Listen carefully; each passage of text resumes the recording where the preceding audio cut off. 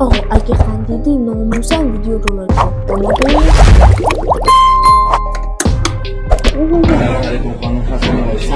راستش رفیقم ازت خوشش آمده و خجالتی هم هست. گفتم ما بیام باید صحبت کنم، نظر بده بپرسم. رفیقت کجاست؟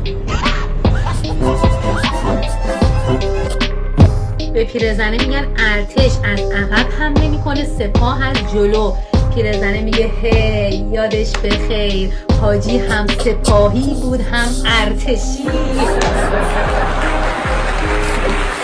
یه سوال شرعی داشتم. در خدمتم جانم. توی ماه رمضان من بزنم بگم پس دارم پسم باطل میشه؟ 100% باطل میشه. چرا؟ چون دروغ میگی. داداش جانم تجربه هفته آینده دعوتی عروسی. عروسی کی؟ عروسی خودم میخوام باطل بگیرم. داداش دختر خوبی نیست، با یکی دیگه ازدواج کن. چرا؟ با 100 نفر خوابیده. خوابش میبوده داداش. آقا چند؟ مکان از خودم باشه 500، از شما باشه 300 هم راه میام داداش. اسکولی من کتونیا رو دارم میگیرم. آخ ببخشید من با شغل قبلیم اشتباه گرفتم، فکرم درگیره. این 3 تومن این 3 و 500. داداش مگه شغل قبلی چی بود؟ من حجامت در محل داداش. بکرم